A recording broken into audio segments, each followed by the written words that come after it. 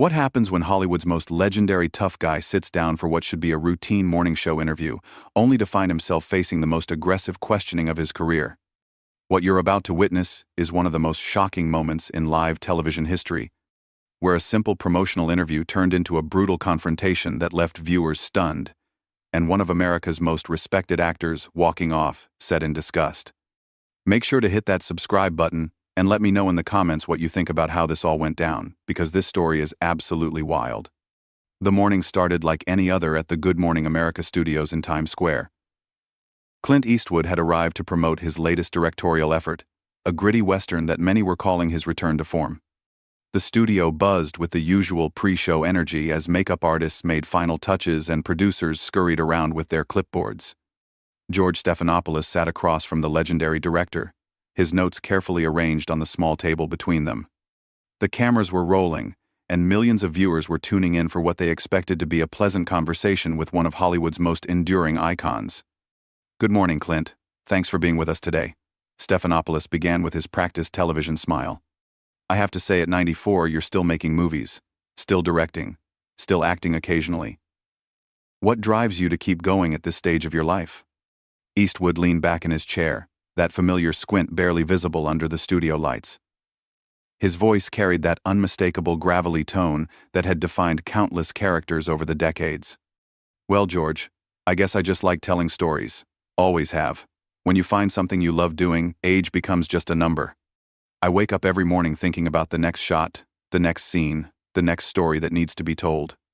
"That's truly inspiring," Stephanopoulos replied, though there was something in his tone that suggested he wasn't planning to keep things light for much longer. "Your new film, like so many of your westerns, deals with themes of justice and morality. The protagonist faces difficult choices about what's right and wrong. Do you think those themes resonate differently with audiences now than they did when you first started making westerns back in the 60s? Eastwood considered the question for a moment, his hands folded in his lap. "I think good storytelling is timeless, George. People understand right from wrong. They understand when someone needs to stand up for what they believe in, when someone needs to draw a line in the sand. That hasn't changed, and I don't think it ever will. Human nature is human nature." "Interesting perspective," Stephanopoulos said, shuffling his notes slightly. The gesture seemed casual, but seasoned television watchers might have noticed it was the kind of movement that often preceded a shift in questioning. "Speaking of standing up for what you believe in, you've been quite vocal about your political views over the years. You've supported various candidates, spoken at political conventions, made statements that have generated significant discussion." Eastwood's expression didn't change dramatically, but those who knew him well would have recognized the slight tightening around his eyes, the almost imperceptible stiffening of his posture. "I've always believed in participating in the democratic process, yes. I think every American has the right and the responsibility to make their voice heard. But some of your statements have been controversial." Stephanopoulos pressed, his tone becoming more pointed. "The empty chair incident, various comments about political correctness, your positions on certain social issues. Do you ever regret taking such strong political stances, especially when they might alienate portions of your audience who just want to enjoy your movies?" The question hung in the air for a moment. Eastwood's jaw tightened slightly, and when he spoke, there was a new edge to his voice. "George, I say what I think needs to be said. I don't worry too much about whether people agree with me or not. I've been in this business for over 60 years, and I've learned that you can't please everybody. You can't make movies by committee, and you can't live your life trying to avoid offending anyone.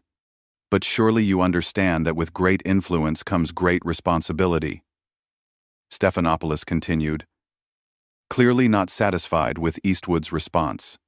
"When someone of your stature makes political statements, they carry weight.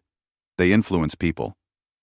Don't you feel any obligation to be more careful with your words?" Eastwood leaned forward slightly, his famous steely gaze now fully focused on his interviewer. "Careful with my words? George, I've been careful with my words my whole life. I've chosen every role, every project, every statement with thought and consideration. But being careful doesn't mean being silent. And it doesn't mean apologizing for having convictions." The tension in the studio was becoming palpable. Camera operators glanced at each other uncertainly, and producers in the control room leaned closer to their monitors. This was clearly not going according to the planned script of a friendly promotional interview. Stephanopoulos wasn't backing down. If anything, the resistance he was getting from Eastwood seemed to embolden him further. He glanced down at his notes again, and when he looked up, there was a new intensity in his eyes that suggested he was about to escalate things significantly. "Let me be more specific, Clint," Stephanopoulos said, his voice taking on the tone of a prosecutor building a case. "You've made comments over the years that many people have found deeply troubling. Comments about minorities, about women, about social progress in general. You've dismissed movements for equality as political correctness gone wrong. How do you reconcile that with the heroic characters you've played on screen, characters who stand up for justice and protect the innocent?" Eastwood's face hardened visibly. The casual, promotional interview demeanor was completely gone now, replaced by the steely resolve that had made him famous in dozens of westerns. "George, I think you're mischaracterizing what I've said, and frankly, I don't appreciate the implication. I've spent my entire career making movies about people doing the right thing, standing up to bullies, protecting those who can't protect themselves. My personal beliefs are entirely consistent with that." "Are they, though?" Stephanopoulos shot back, clearly prepared for this response. "Because when you dismiss legitimate concerns about systemic inequality as mere political correctness, aren't you essentially telling people who face real discrimination that their experiences don't matter? Isn't that exactly the kind of bullying behavior your movie heroes would stand up against?" The question hit like a slap across the face. Eastwood sat in stunned silence for a moment, his jaw working as if he was physically restraining himself from saying something he might regret. When he finally spoke, his voice was lower, more controlled, but with an undercurrent of barely contained anger. "Now you listen here, George. I have never, not once in my life, told anyone that their experiences don't matter. I've employed people of all backgrounds in my films. I've told stories about people from every walk of life, and I've tried to treat everyone I work with dignity and respect. But I will not apologize for believing that we've gone too far in the other direction, where people are afraid to speak their minds, afraid to have honest conversations about difficult topics. But speaking your mind often means dismissing other people's pain," Stephanopoulos pressed, leaning forward in his chair. "When you make light of movements like Me Too or Black Lives Matter, you're not just expressing an opinion, you're minimizing real suffering, real injustice. How is that different from the villains in your own movies who ignore the suffering of others for their own convenience?" Eastwood's hands gripped the arms of his chair, his knuckles turning white. The comparison to the villains he'd spent decades fighting on screen was clearly a bridge too far. "That's enough, George. You're putting words in my mouth and twisting everything I've ever said to fit some narrative you've constructed. I have never made light of anyone's suffering. Never." "Haven't you, though?" Stephanopoulos continued relentlessly. "When you mock safe spaces, when you dismiss trigger warnings, when you complain about political correctness, aren't you essentially telling people who've been traumatized that they need to just toughen up? Isn't that exactly the kind of callous attitude your movie heroes despise?" "You're damn right I think people need to toughen up," Eastwood snapped, his famous composure finally cracking. "Life is hard, George. Life has always been hard. You face adversity, you deal with it, you move forward. You don't spend your whole life wallowing in victimhood, demanding that everyone else change the world to accommodate your sensitivities." "So trauma victims are just wallowing in victimhood?" Stephanopoulos pounced on the statement immediately. "People who've been sexually assaulted, who've faced racial violence, who've been discriminated against, they're just being too sensitive?" Eastwood realized he'd walked into a trap, but instead of backing down, he doubled down. "That's not what I said, and you know it. But yes, I think there's a difference between acknowledging that bad things happen and turning every slight, every uncomfortable moment, every difficult conversation into a federal case. There's a difference between seeking justice and seeking to shut down anyone who disagrees with you." "And who gets to decide where that line is?" Stephanopoulos demanded. "You? Other wealthy, powerful men who've never faced discrimination? Don't you see the irony in that?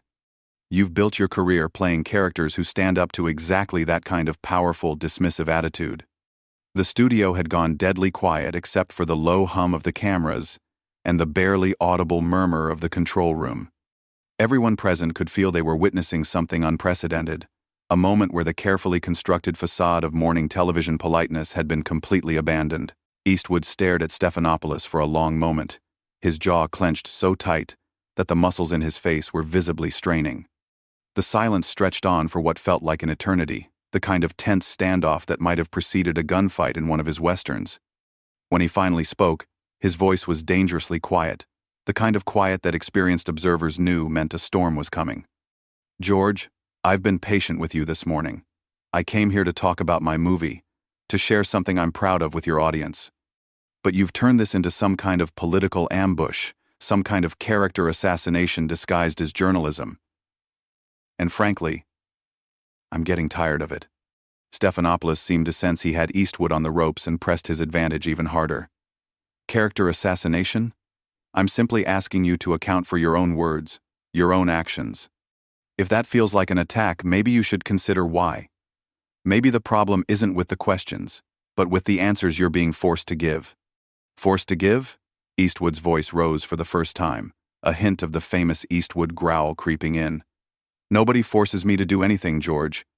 Nobody ever has, and nobody ever will. But what you're doing here isn't journalism, it's a hit job. You've taken every statement I've ever made out of context, twisted every position I've ever held, and tried to paint me as some kind of monster."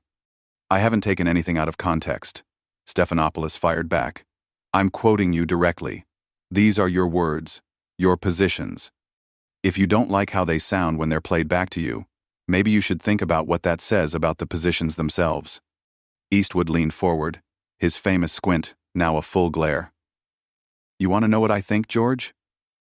I think this whole thing was planned from the beginning. I think you never had any intention of talking about my movie, about my work, about anything I actually came here to discuss. I think you brought me here specifically to try to embarrass me, to try to tear down someone who's had the audacity to think differently than you do." "That's a serious accusation," Stephanopoulos replied. But there was something in his expression that suggested Eastwood wasn't entirely wrong. "Are you saying that asking you to explain your own public statements is somehow unfair?" "I'm saying that twisting those statements, misrepresenting them, and using them as weapons is unfair, yes. But more than that, it's dishonest. It's the kind of dishonesty that's destroying public discourse in this country." Eastwood's voice was getting stronger now, more forceful. "You want to know about bullies, George? This is what bullying looks like in the modern world. You use your platform, your position of power, to try to humiliate people who disagree with you." Stephanopoulos' professional composure was starting to slip as well. "I'm sorry, but I find it rich that someone with your platform, your influence, your wealth and privilege, is claiming to be a victim of bullying. You've had 6 decades to use your voice however you wanted, and now when someone asks you tough questions about how you've used it, suddenly you're the victim?" "I never said I was a victim of anything," Eastwood shot back, his voice now carrying the full force of decades of authority. "But I know dishonest journalism when I see it, and I know a setup when I walk into one, and that's exactly what this is." The tension in the studio was now so thick it was almost suffocating. Producers in the control room were frantically trying to decide whether to cut to commercial, while camera operators continued to roll, knowing they were capturing something extraordinary. "Let me ask you this, Clint," Stephanopoulos continued, his voice now openly hostile. "Do you think your attitudes, your dismissive comments about social progress, your resistance to change, do you think those attitudes have contributed to the very problems you claim to be concerned about? Do you think your influence has made things worse for the people you claim to want to help?" Eastwood stood up abruptly, his chair scraping against the studio floor with a harsh screech that cut through the tension like a knife. "That's it. I'm done with this circus." "Clint, please sit down," Stephanopoulos said, suddenly realizing that he might have pushed too far. "We still have several minutes left in the segment." "No, George, we don't." Eastwood's voice was ice-cold now, carrying the kind of finality that brooked no argument. "I came here in good faith to talk about my work, to share something meaningful with your audience. But you've made it clear that you have no interest in that. You're more interested in playing gotcha politics than in actual conversation." "I'm interested in accountability," Stephanopoulos protested. "I'm interested in having an honest discussion about the impact of your words and actions. Eastwood began removing his microphone, his movements deliberate and controlled, despite his obvious anger. Honest discussion? George, there's been nothing honest about this conversation from the moment it started. You've had your agenda from the beginning, and nothing I could say would change your mind about anything. So you're just going to walk away? Stephanopoulos challenged. That's your solution to difficult questions? Just leave? Eastwood paused in his mic removal and looked directly at Stephanopoulos, that famous stare boring into him like a laser. George, I've faced difficult questions my whole life. I've faced difficult situations, difficult people, difficult choices. But I don't waste my time with people who aren't interested in honest dialogue. I don't waste my time with people who invite me onto their show under false pretenses just so they can try to tear me down. False pretenses? Stephanopoulos' voice was rising now, his professional demeanor completely abandoned. You're a public figure who's made controversial statements. Asking you about those statements isn't false pretenses. It's journalism. No, George, it's not. Eastwood had completely removed his microphone now and was standing at full height, looking down at the still-seated host. Journalism would be asking fair questions and actually listening to the answers. Journalism would be trying to understand different perspectives, not just trying to score political points. What you've done here today is activism masquerading as journalism, and I won't be part of it. The studio fell completely silent except for the low hum of equipment. Everyone present knew they were witnessing something unprecedented in morning television history. You know what the real irony is here, George? Eastwood continued, his voice now carrying a tone of profound disappointment. The characters I've played, the stories I've told, they're about people standing up to exactly this kind of behavior. They're about people who refuse to be bullied, who refuse to be silenced, who refuse to back down when they know they're right. And that's exactly what I'm doing right now. With that, Clint Eastwood turned and walked off the Good Morning America set, leaving George Stephanopoulos sitting alone at the interview desk, stunned and speechless. The cameras continued to roll, capturing every second of the awkward silence that followed, until finally, mercifully, the producers cut to commercial. And that's how one of Hollywood's greatest legends reminded everyone why you don't mess with Clint Eastwood. Make sure to subscribe for more incredible stories like this one, and let me know in the comments, do you think Stephanopoulos crossed the line, or was Eastwood just being too sensitive to legitimate questions?